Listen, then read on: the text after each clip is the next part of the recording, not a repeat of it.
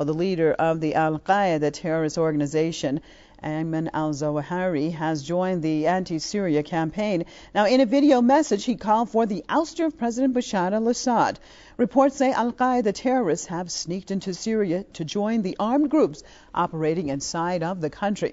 Al-Qaeda claims that it's the enemy of the U.S. and Israel. Now, many believe that the terrorist group has entered a strategic alliance with Washington against the Syrian government. Despite slogans being against the Israeli regime, al-Qaeda has never taken any action against Tel Aviv's interests, while it has carried out hundreds of deadly bomb attacks in Muslim countries such as Iraq and Pakistan. Now, the bombings have claimed the lives of large numbers of people. Well, let's switch over to Chicago, joined by author and radio host Mr. Stephen Lendman. Thank you so much for joining us. Your take, Stephen, on this latest news about al-Qaeda terrorists actually joining in against the Syrian government, fighting against the Syrian government.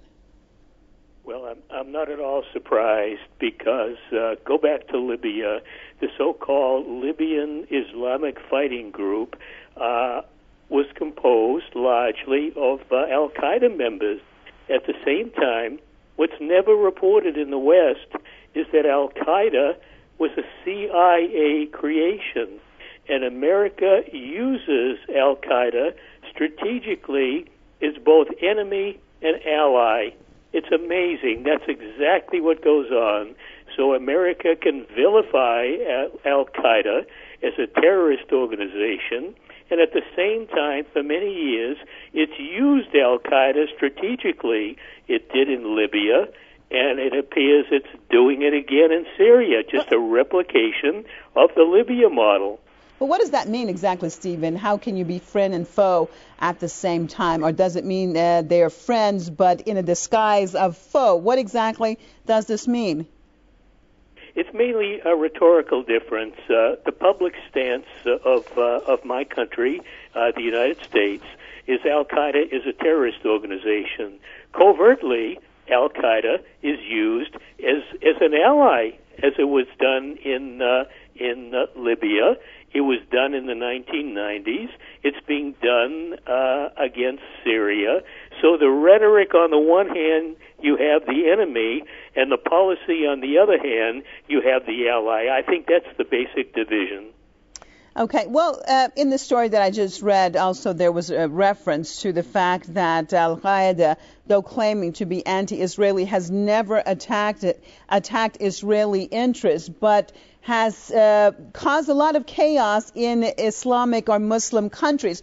What does that say about the organization itself, which claims to be a Muslim organization, but it seems that it attacks many attacks in the Islamic world? So what does that say about this organization itself? Well, I think it exposes it. It shows that it seems to be more allied with Western interests than the interests of human rights and civil liberties and freedom for people in Muslim states. And I mean, this stuff never makes it to the airways in America. And I mean, that's exactly right. I can't think of any. Israel might claim that some kind of an attack was done by al-Qaeda. It doesn't mean that it was, but I think, in fact, what you said is exactly right. Al-Qaeda has not gone after Israel. It's not really going after America. It seems to go after the enemies of America in Israel. It's a terrible situation.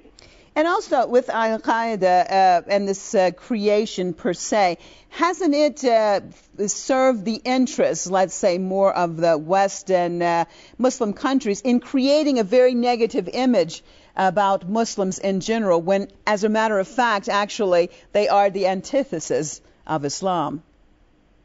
Well, post 9/11 in America, my country declared war on Islam. It doesn't say that, but that's exactly what it did, both abroad and at home. I mean, Muslims have been vilified at home. There are congressional committees that look into investigating Muslims like they're fifth-column threats to America.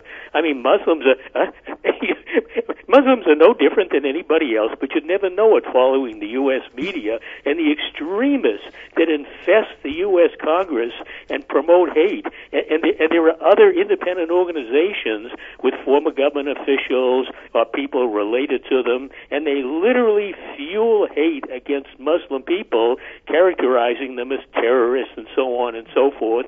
Okay. This is a post-9/11 phenomenon that really has gotten completely out of control, and then you extend it to what's going on abroad, and you list all kinds of organizations that have nothing to do with terrorism, like Hezbollah in Lebanon, like Hamas in Gaza, and you call them terrorist organizations because Israel wants the State Department to do this, and when Israel makes a demand of the State Department or the Congress or the administration, they go along. So again, you've got al-Qaeda on the one hand, you've got other groups, and you've got the worst despotic states in the Middle East, Saudi Arabia, Bahrain, Yemen. I mean these regimes. I mean, they're all part of this business of going after the enemies of America. All right, Stephen. Sorry, we're out of time. Otherwise, we would love to talk to you more. Appreciate you being with us from Chicago, author and radio host, Mr. Stephen Lendman.